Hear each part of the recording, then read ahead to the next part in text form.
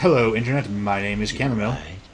And I'm Mother Sorrow, my morsels, my little sweet meats. Uh, can you stop pinching my cheek? I need to do a podcast. Thank you. I'm sorry, my little tender sweets. Yeah. Not to impose on you, by the way, but ordinarily, when we have a guest host on the podcast, they sound exactly like Requiem. Oh, I can do that. I can perfectly imitate anyone's voice. That's concerning, but good. I'm just so happy that you two came to visit me here in my forest, I Yeah. so rarely get visitors. Yeah. I mean, at least one of us was also happy to see you. Like, really happy. For the sake of the viewers, anyone wondering where Requiem is, he is, I don't want to say in Mother Sorrow's house. He's sort of consuming the infrastructure right now. It's gingerbread. So, I mean, I was going to say it's not a problem, but I think that might actually be a problem. Are you going to need to, like, call someone to repair that? Is that, like, weakening the frame at all? Is this going to be an issue? Oh, it's fine. In fact, I intended it. Are you sure you don't want any gingerbread? I really shouldn't be, eating on the podcast. That makes for just terrible listening. But yeah, so Requiem, he is here. He said that he wanted Mother Sorrow on the podcast. He said that he felt like you should be in charge of something, which was a keep moving. Curiously specific way of phrasing trust. Trouble sure Yes. seems to like you. He said he felt like I'd be really good as, like, a mayor of a city, even. Good effort. He did say that, which, again, weirdly Execution is specific. gonna work. I don't... You look like shit. Name's Nines. Like, it kind of feels like he was offering you a specific job, but so far as I know, he's not in charge of appointing mayors of any cities. Should have been more careful, newbie. But I'm just so delighted to have visitors in my forest. Yeah. I mean, I guess it's good to have you on the podcast. And you just look so very sweet. Well, I'd say something about working out, but the pandemic has actually been really bad for that, so, thank you. You do that. Me? I got things to deal with. Why don't you pay me a visit at the last round tonight? So, we're in I don't know what you heard so downtown. far, but it's time you heard the real story. We're meeting Nines Rodriguez here, who the developers seem to be very, very infatuated with. Yeah, they really want us to like him. Like, he's the one who intervened This at is a that mean existence. execution. Stay out of trouble, kid. Like, it's not a good idea to try to force people to think a character is cool. Like, There's also his that whole can intro misfire. there. Like, he saves us from the Sabbat again, and he gets, like, 4 different one-liners while he does it. It reminds me a little bit of, like, kind of a different direction, but Kai Fang in Mass Effect 3, who, BioWare wanted you to be like, oh, this guy's a badass villain, and everyone just kind of they keep having him be successful against you in cutscenes where you can't do anything. Right.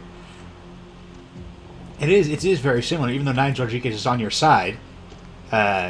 He still comes and bails you out of a fight that, like... I don't want to say we definitely could have handled it or anything, because that, 3 different Sabbat at this level would have been a little bit hairy. But it's not totally clear whether or not we needed his help. Like, because, like, Saren in Mass Effect 2, and not in Mass Effect 2, in the first Mass Effect, like, when you fight him, he's actually pretty tough, first of all, but second of all, like, he does stuff where, like, he has victories over you that don't feel forced. Like, he's the one who forces you to essentially to choose between either Kaden or Ashley. And it didn't feel forced, it felt like, a natural outgrowth of what you were doing on that planet. So it made him feel like kind of dangerous, whereas Kai Fang is just, he shows up and he's victorious and you can't do anything. Now we're at LaCroix. If you look at the cutscenes where Kai Fang is victorious, they're very disjointed. They don't actually flow together very well, like in terms of choreography.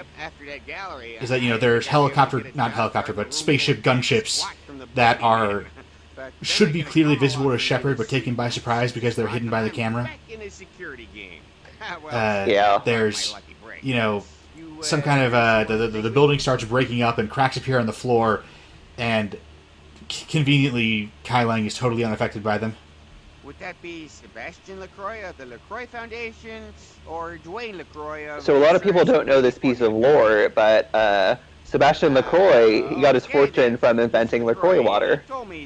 Yeah, which is the only kind of water that anyone drinks in all of LA, so far as I can tell from Sungwon's YouTube channel, anyway. A lot of people don't know that the way they make LaCroix water is they get some fruit juice and they have a vampire drain it of its essence. That makes sense. And it almost makes me want to actually drink some LaCroix at all, ever. That's why it tastes like the memory of a blueberry. It goes back to my football days. Actually, my fantasy football days at the stationarium. That was this office supply. LaCroix is sort of like our archetypal Ventrue. In the parking lot. That was me. Which is a pretty good vampire archetype. Like, out of all of the core vampire archetypes, like, I think it hits what it's trying to do the best. Yeah, it's basically the Dracula, despite the fact that in the Old World of Darkness lore, Dracula is actually a Zamichi, but the Ventrue are the Dracula vampire type. Like, if you want to play as Dracula, then you want to play as a Ventrue. Not that they actually have the right discipline set to let you fully play Dracula, but no one does, because the Old World of Darkness was a little bit sloppy. By the way, you remember that Thin Blood that we convinced that if he could kill LaCroix, everyone would turn back to human? Yeah. If you take that option, there is this dusted skeleton there, which I found was a very neat detail. Like, you definitely want a way to play essentially mini Dracula in your vampire RPG. Like,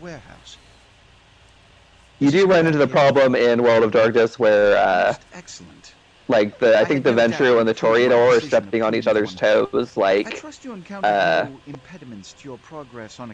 Anne Rice was doing a lot of stuff different, but her vampires are still pretty Dracula-esque.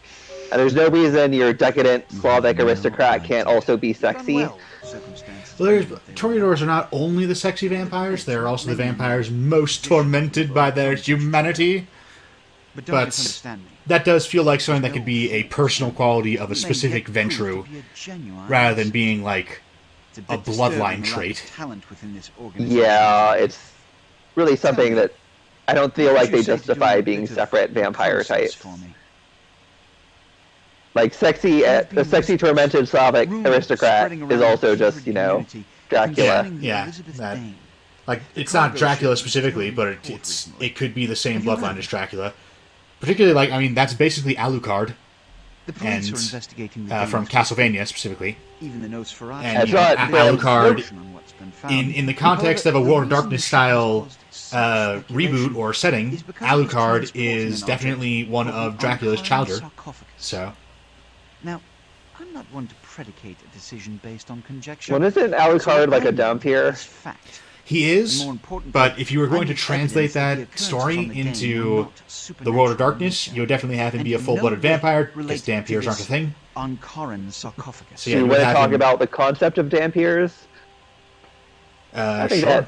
You have 3 objectives. I mean, I don't have a lot to say about that, but it sounds like you do, so fire away. Yeah, like, a Dhampir is part of, like, Slavic vampire folklore. Like, what would happen is a woman's husband would die, and then the woman gets pregnant, and that's sort of the explanation is that her husband is visiting her as a vampire. And we obviously know that is probably not what was happening. But also Dhampirs would be, like, some Dhampirs, they would just be born on specific days when vampires were active. They would have, or be born with a cowl, which is also a sign that somebody could be born as a vampire, so they're symbolically linked to vampires, which is why they're able to, which is why they're called upon to kill vampires. I don't know whether or not you want it in your vampire RPG.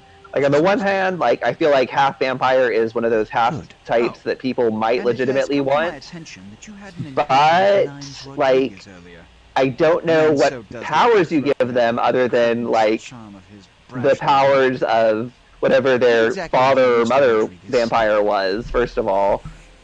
And at that point, you might as well just have them be a vampire, and you could have like a special origin as Dampier, in which case they're essentially just a vampire. I don't know you want them to really. I don't know that you really want to lean on the vampire slaying thing either, because they need to be able to be part of a regular party. Yeah, if you were probably gonna have vampires. If you're having a vampire or a monster hunting game, then Dampier would be an absolutely required archetype.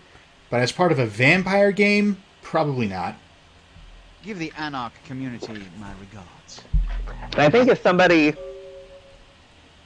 if somebody's like, okay, we're doing a vampire game, I essentially want to be Quinlan from The Strain, or I want to be Quincy Harker from the obvious sequel to Dracula that never got made, be a Dampier, you'll just be like, all right, you've got your Dampier, that's your backstory, and your actual class is just regular vampire. Yeah. Especially if you're in a game like a theoretical Master Nosferatu game where vampires are not going to disintegrate in the sun. Yeah. Hypothetically. Completely hypothetically, but we have discussed before why, if, hypothetically, you were to do a World of Darkness style game, but, reboot the setting without having any of the old baggage, just the basic theme of playing as monsters, mainly vampires. But it is, you don't want, I'm pretty sure we talked about this on screen, you don't want vampires to disintegrate into the sun. It makes it too difficult to interact with human society. Like, I know we've talked about it at all. I forgot whether or not we talked about it on screen. We did, and I think if, the vampires exploding in sunlight is just because the guy who directed Nosferatu couldn't figure out how to end it. It's perfectly reasonable to have vampires just have their powers turn off. Yeah, I mean, that's how it worked for Dracula, and it's a much more compelling thing, just to have the vampire weakened in sunlight. This not only makes it easier for them to have a vampire conspiracy, it also means that you can have a, isn't that the female player Ventrue costume? I'm pretty sure it is.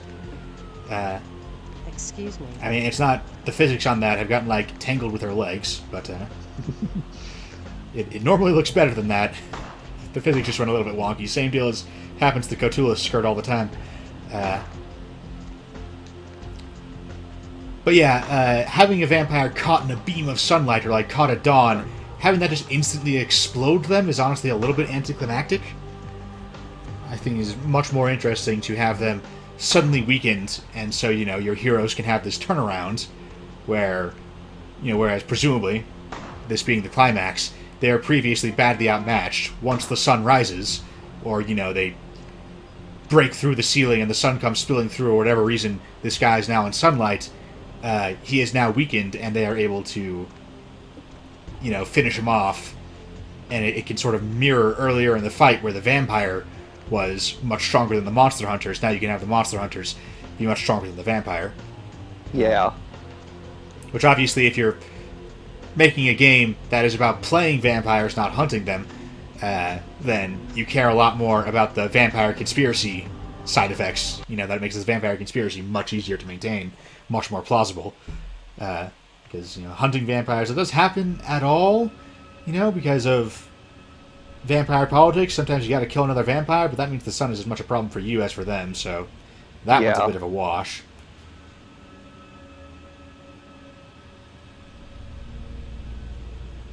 Oh, hey, we're in the Tremere's place, aren't we? Yes, this is the Tremere Chantry. Because we are a Tremere, we get a little side quest to come seek this place out. And thankfully, there's nothing conceptually at issue with Tremere at all that we need to discuss.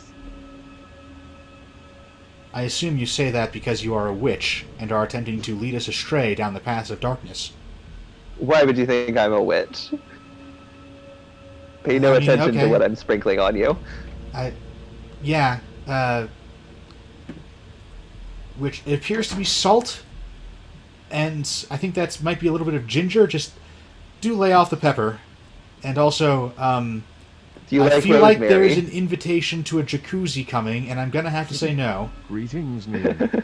Might I assume you received my invitation? The thing with the Tremere should just be an organization, not a type of vampire. If you want to have your vampire have a scholarly approach to vampirism, they just join the Tremere.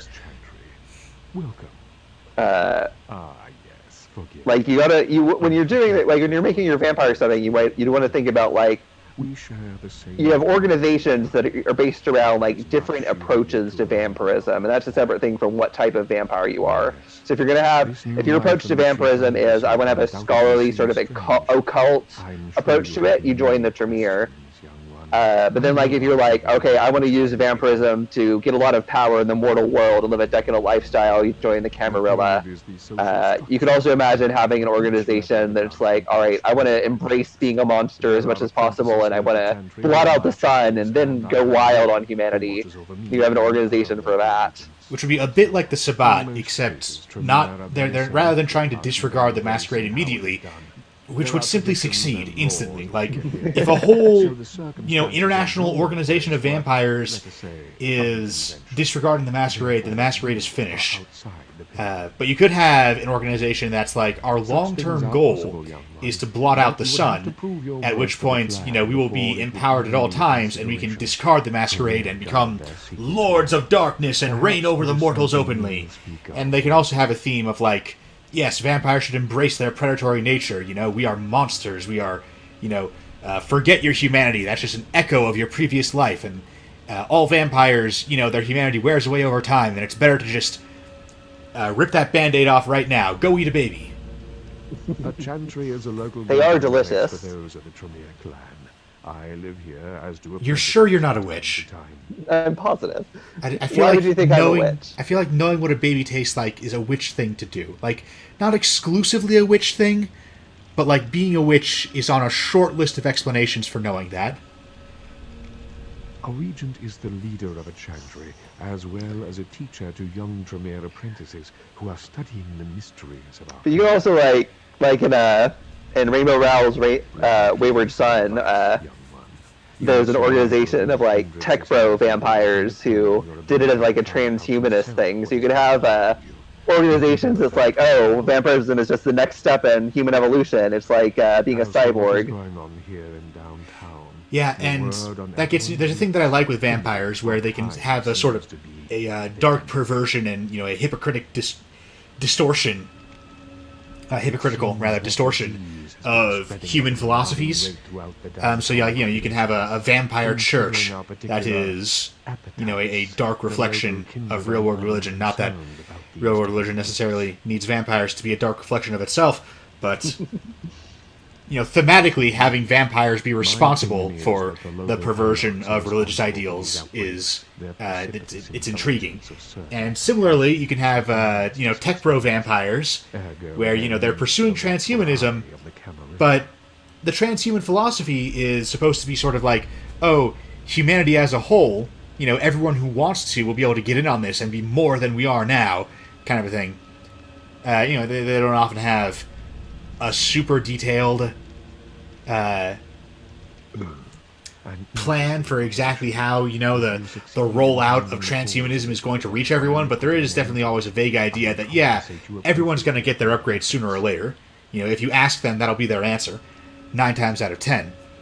Again, I recommend that can't be done with vampires because vampires need humans to feed on. And depending on how many humans they need to sustainably feed on them, because if you kill someone, then they're not going to make any more blood, and you can't continue to feed on them. So there is like sort of a ratio of how many living humans it takes to sustain one vampire without any of the humans dying and further thinning out the herd. And so the ratio that I usually sort of loosely have in my mind as good, and there's plenty of, you could have this be a little bit lower, you could have it be a little bit higher and it would still work, but 5 humans to 1 vampire is usually just the number I like to work with. It makes the math real easy because multiplying by 5 is easy in a base 10 system. Yeah. So in the transhuman vampire world, at least 5/6 of the population need to still be human to feed the vampires. So you do sort of get this, we're doing transhumanism, except not optimistic or idealistic or anything like that. We're actually, we're going to use transhumanism to conquer the world and reign as evil aristocrats. Yeah, basically. But also transhumanism. Basically supernatural Gattaca. Right.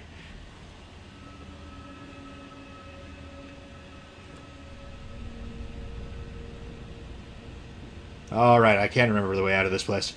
The Tremere Chantry is this weird little teleporter maze where you keep winding up back either at the entrance or at Maximilian Strauss's little chamber there, and depending on where you're trying to go, it can be very frustrating. Luckily, I have just about memorized how to get from one to the other. And I do Tremere playthroughs a lot because as far as I'm concerned, there's really only 3 playthroughs in Bloodlines. There is the Tremere playthrough, the Nosferatu playthrough, and the Malkavian playthrough. And the other 4 clans are all the Tremere playthrough, but with less content. Like, you don't get the special Tremere side quest, and it is otherwise identical. I do still play as a Toreador sometimes, just because I like Toreadors, but, you know, as much as we slag off on them for being basically the same as Ventrue, they are, that's a problem, but I do like the Toreador concept, even though I don't think it's meaningfully distinct from the Ventrue concept.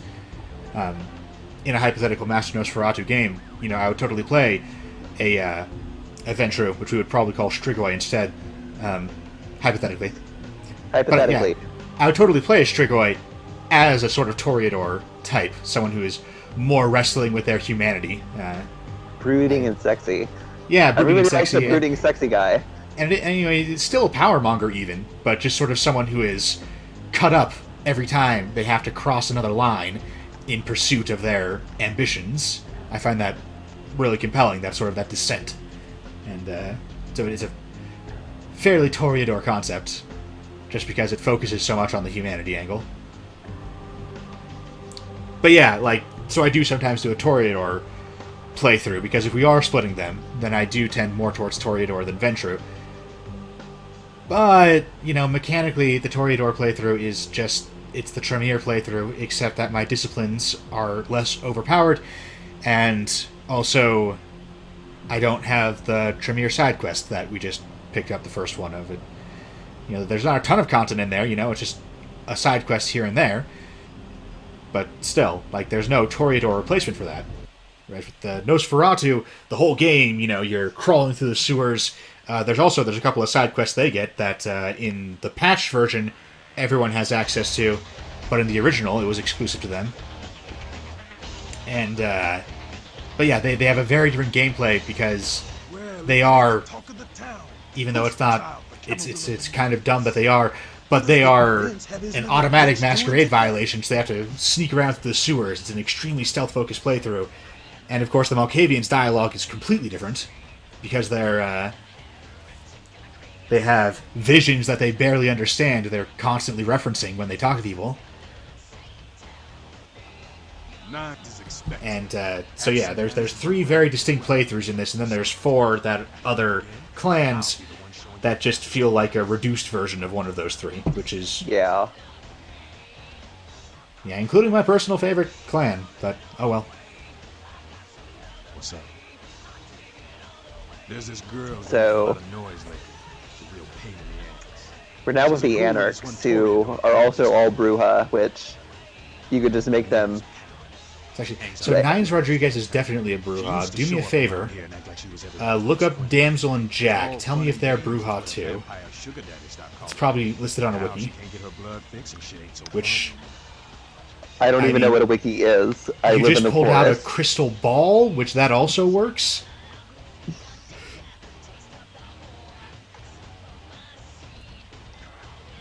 She's been told he was dead. Yes, let me gaze into my crystal ball. Yeah, Damsel is a Brujah, and what's the other guy's name? Jack. Smiling Jack. Smiling Jack, that's the one. I don't know, that's Jack. That's a different.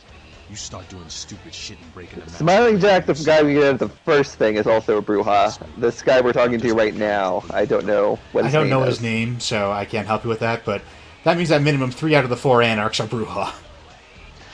Which it really just demonstrates that they don't work as a clan, like they're just an organization of people who reject the Camarilla, and their unifying ideology is file not found. Right. Like, what do they want?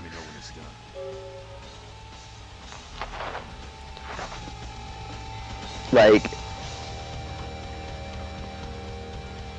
it doesn't it doesn't hold together. There's not a like if it's just people who don't want to be part of vampire society, they wouldn't be.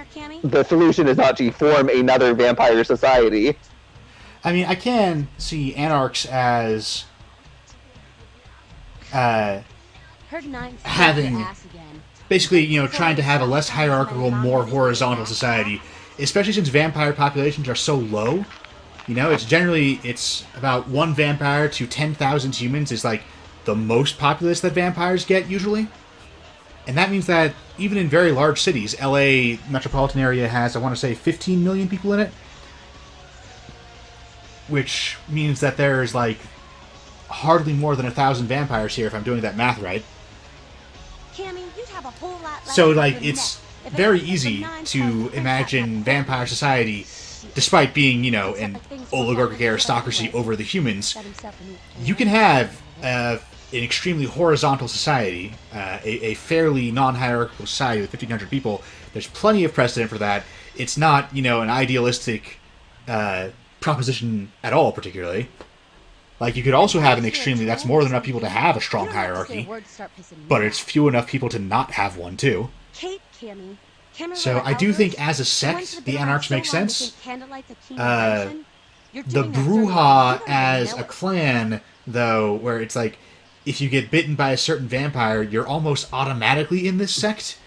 Like, your clan trait is being in the Anarchs, basically. Yeah. Which, that doesn't work at all. Like, that's real. I think with the Brujah, they're trying to do the Lost Boys vampires, which that makes sense. And like, you get into the thing where like, you have some vampires who are cold and they've grown numb and they're more corpse-like. Like, in an interview with the vampire, Lestat talks about, nothing but feeding really matters to him anymore. So having the more emotional vampires who are more like, almost more alive than regular people makes sense, like, that you'd want to do that. But the Brujah kind of fall flat on their face, and it's also like, it gets back to the thing where, like, Masquerade is very Eurocentric. Every clan except, there's 2 clans that don't originate in Europe, there's a total of 3 that aren't white. The Asamites are Arab, the Setites are Egyptian, like, ancient Egyptian, and then the Ravnos are Roma. And then everybody else is European for the most part. Like, there's some weird bloodlines that aren't, but... Yeah. It's... Particularly, so the origin of all vampires is supposed to be Cain, and the origin of the major bloodlines is supposed to be these 13 antediluvians, who are just 2 generations removed from Cain. His direct descendants are basically never described. I don't know why the antediluvians aren't just 2nd generation, but they are their 3rd generation for some reason. And so they have these 13 antediluvians. They come out of the biblical story of Cain and Abel, which is dumb for its own reasons, but given that, you would expect them to have a diaspora, however you pronounce that, across, at minimum, the entire old world. And given that this is, taking place presumably a minimum of, like, 4,000 or 5,000 BC, it's totally reasonable for some of them to wind up in the Americas, but instead, 10 of them in Europe, 2 of them in the Middle East, and then 1 of them is Roma, I guess, despite, predating the Roma people by millennia, but... I do like the Middle East as being the origin of vampires, but definitely don't tie it to the Bible specifically. The Middle East is the origin of, like, I don't want to say Western civilization, because that's understating it. Like, the Middle East is there are 5 cradles of civilization. One of them got splattered before they were able to amount to, and that's overstating it. Egypt is not meaningfully an antecedent to any modern civilization. After being conquered by Alexander the Great, they dwindled away to nothing. Which means that all of Europe, North and Latin America, to the extent that they are not descended from Native American civilizations, all of the Middle East, that is all descended from the civilization of Babylon, right? Like, whatever nation in any of those locations you're from, there's a line of descent. You can go nation by nation to say that this people, this culture, are descended from the civilization of Babylon. It makes sense to have that region be the origin of a lot of monsters too. Like, I'll do it for America right now. America is descended from England, is descended from Rome, is descended from Greece. Culturally, they absorbed the Greek tradition. Like, obviously, Rome got up and started without Greece colonizing them or whatever. It's cultural descent, not like literal. But yeah, they assimilated the Greek culture, which assimilated the Persian culture, which there's a couple of different stages here. There's a couple of different Babylons you go back to, but eventually you get back to old Babylon on the Tigris and Euphrates. Yeah, it's like, and like you could have like if you definitely want vampire, you want to be able to do from dusk till dawn. So you need vampires to either have a really far back origin, like you could potentially have it be lost to the mist of time, or you need them subject to like spontaneous generation, which there is precedent for in folklore, though you might want it to be a little more unified, like just for your RPG setting. Yeah, for an RPG setting, I like the idea that the different bloodlines have an antediluvian progenitor, and so I like the idea that, and you also, you want to draw different vampire types from around the world, partly because, hooray for inclusivity, but also partly because there's a lot of cool vampire or vampire-ish shit out there that you want to include in your game.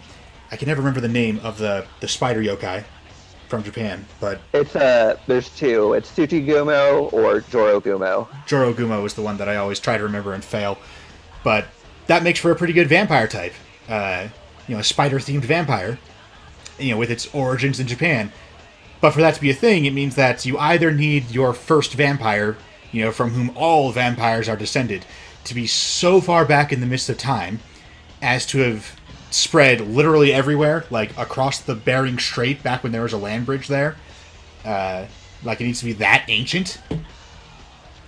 And them's fighting words, newbie. Alternatively, there needs to be a way of a vampire antediluvian, a vampire progenitor arising spontaneously, so that way they can have happened in multiple different places around the world. Yeah. And for world building purposes, like I've been going back and forth between them. I'm leaning more and more towards the latter. The idea of vampires predating civilization, I kind of dislike the more I think about it. Vampires are such creatures of the city. They very much are. Like, so, yeah. But you do want New World vampires. Like you want to be able to do from dusk till dawn, both the movie and the TV series. So you want your Mesoamerican vampires who are like bat demon gods ruling over cities in the Mesoamerican rainforest. Absolutely, which is why, your only two options really are the vampire who is so ancient that their vampire children went across the Bering Strait and eventually spread into Mesoamerica, or you need vampires to have arisen separately in both Mesoamerica and Europe and, however many other places. Yeah. Amarillo was kicked out on their ass a long time ago.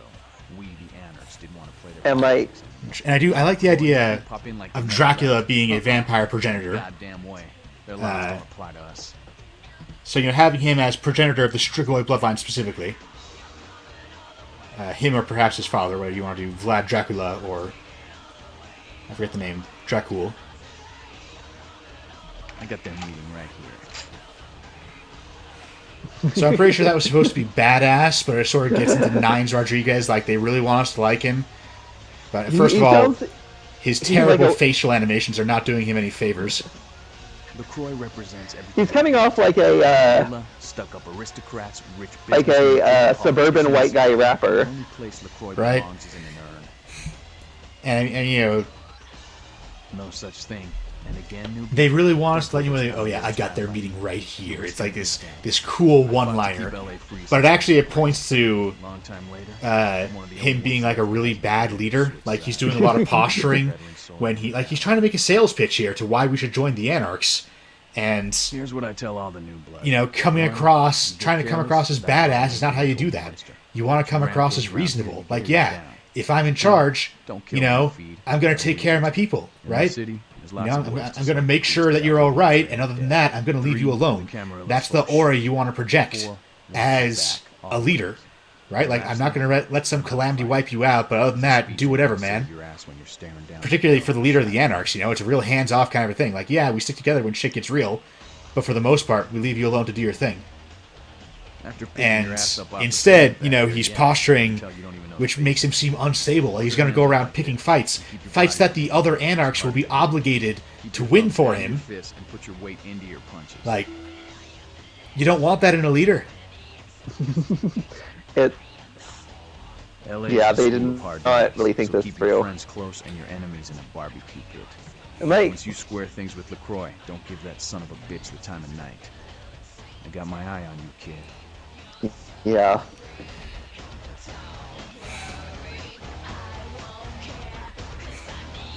Yeah, and a lot of what Nines Rodriguez says is like, it's a decently compelling pitch, but that one line is just so terrible. Like, the thing you want to say to that when someone says, oh, why don't you meet with Camarilla, you want to say one of two things, which is, you know, depending on the exact details of the situation, which the game does not make clear.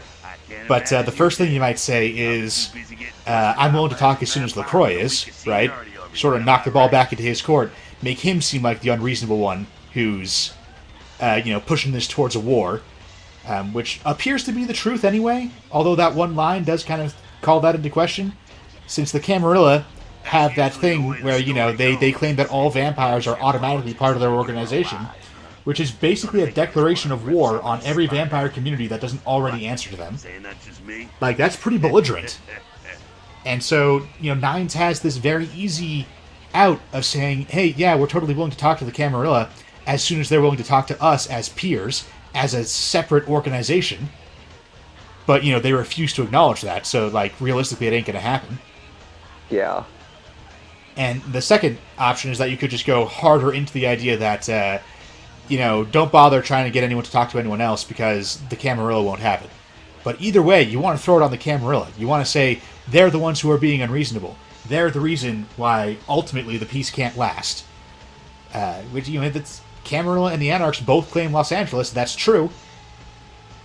But it's something that, you know, you want to hold the Camarilla accountable for that. You don't want to go waving a gun around, making it look like this is exclusively your fault, that there's going to be a war.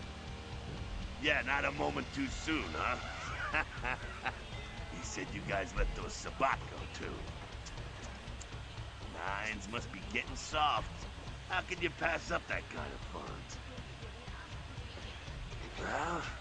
Well, he was left sireless, too. Smiling Jack here is one of the best voice acted, possibly the best voice acted character in the entire game. I really like him. Yeah, Nines kind of fell flat.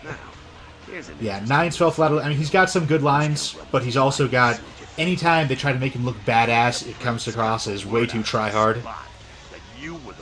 Yeah, I kind of wonder, yeah. But yeah. Jack, though, like, he actually comes across as someone who is quite dangerous. Like, you know, so dangerous that he doesn't have to take things too seriously. Yeah. I'm not saying he's working with the Sabat. I know he ain't. But he sure as hell could have put the word out there on the street where the Sabat would pick up on it. Just chew on that. It's how the Camarilla works, kiddo, trust me. I've been dealing with these slimy shits for a few centuries now. Politics. The stuff that makes the rich get richer, keeps the powerful. They keep talking about money, like there's a wealth gap between vampires. But they've got low living expenses. Yeah, like their living expenses are so trivial that I've always kind of assumed that vampires have, like, basically as much money as they want. I don't need money, personally. I just take payment for everything in sugar. Now I sure as shit ain't taking orders from a vampire with a suit and a funny name. Couldn't you just buy sugar? It's more fun if I don't.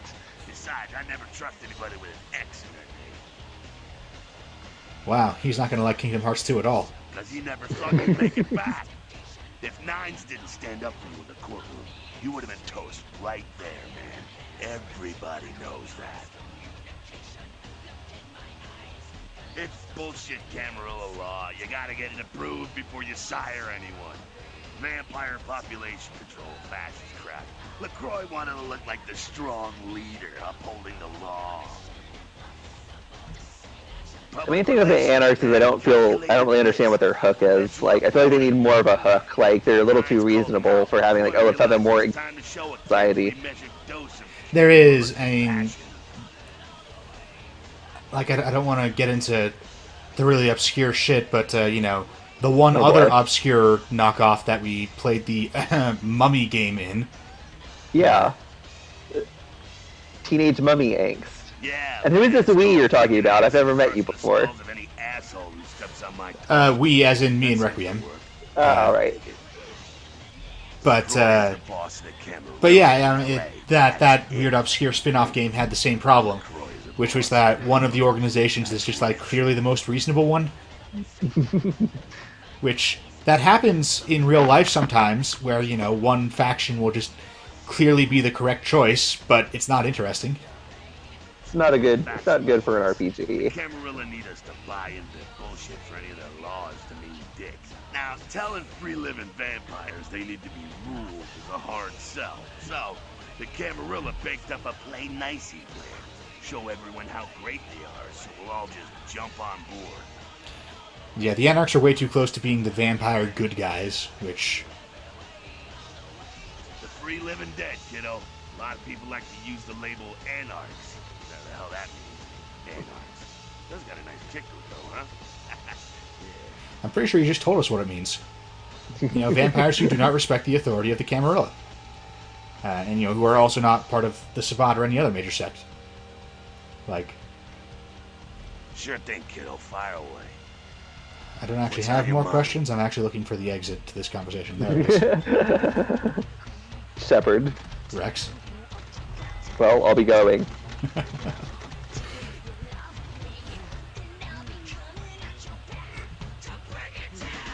I have an Xbox made out of gingerbread, in case you were wondering.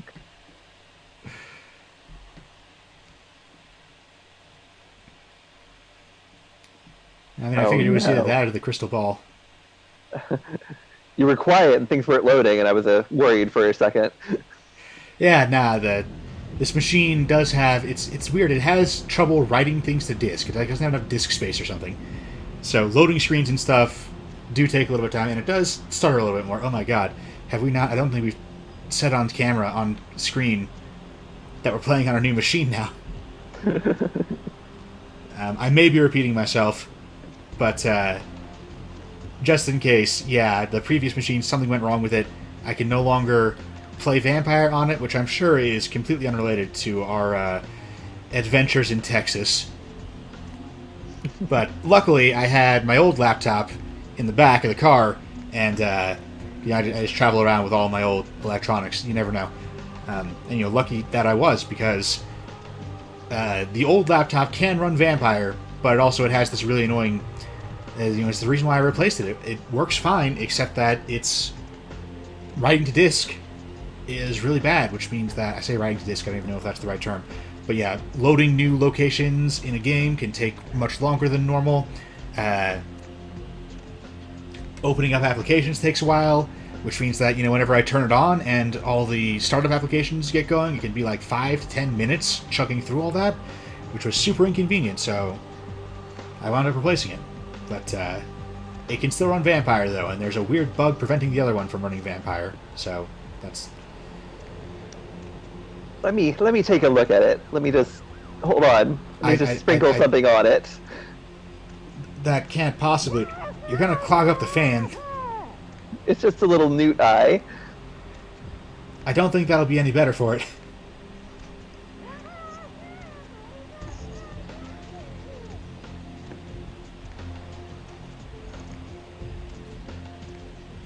Like, I still use that laptop for basically everything else except these recordings. I don't want it enchanted. Well, it's too late for that now, isn't it? I mean, I guess, does the enchantment go away, hypothetically, if you were a witch, and I were to kill you, would that break any enchantments on it? You would never be able to kill me. I mean, on the one hand, I realize that this is the hunt talking, but I'm pretty sure I can kill anything if I hit it hard enough. I guess we'll find out, dearie, won't we? It does just kind of happen to me sometimes. He's coming for me! My crew, we were here shooting for my show. I'm a parapsychologist, haunted LA. Oh, God, it was right behind me. I've got to get out of here. I'm not sure that parapsychologist is a real thing anymore. We usually make Like, these things, you know, ghosts and things, that's all bullshit.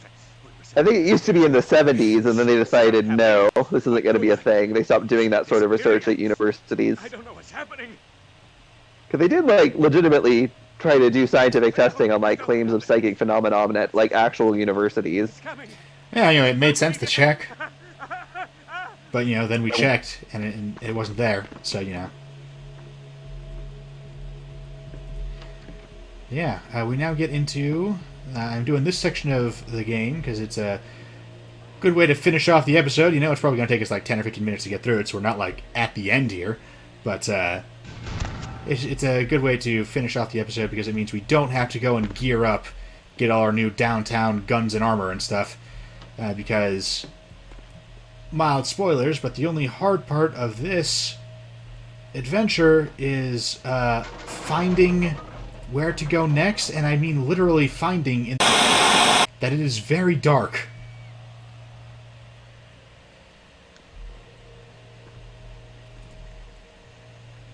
Yeah, again, vampires should be able to see in the dark. This is... Yeah. They're creatures of the night, come on. Like, I can see how the whole vampires are repelled, you know, are naturally afraid of fire thing could have slipped through. Someone could have thought that was a cool idea. You know, thinking of it in the context of a modern vampire game where fire is rare, and just have not realized that, you know, vampires have been around for quite a while, and prior to, like, the late 19th century, and even then only in certain cities, there was no way any vampire could possibly have gone longer than, like, 15 minutes without going nuts, because they're nocturnal creatures in a world where the only nocturnal illumination is fire. Yeah, it's fine.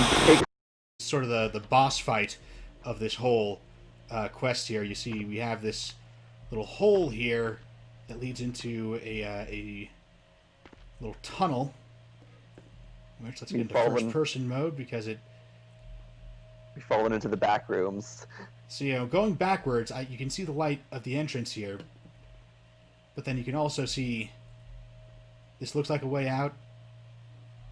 I haven't been able to actually get out through it. There's definitely, like, there's clearly a sign here. We're supposed to be able to get out this way. But, rather than watching me struggle with that for several minutes, we're going to take the alternative route, which, you know, so we'll pop back out here. So, you know, like many quests in this game, this one does have multiple routes. You know, you can try and navigate the extremely dark tunnel because vampires don't have night vision for some fucking reason, or you can turn on no clip. That is a powerful dark magic that you're invoking. Like, I wouldn't even grapple with that. Obviously, I know the secret. It may crash your game unless you use the care editor command to get to the character edit screen. That will prevent it from crashing your game. Important safety tip when invoking the dark magic of the console. We'll go ahead and turn it off now. Now that we're past the final battle of this quest. Now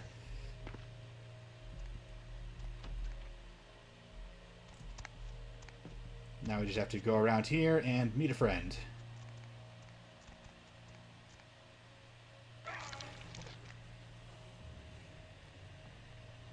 She tried to eat him. You say tried. I mean, she seems like she's having a pretty good go of it so far. Terror of the unknown. She's hungry, and so am I.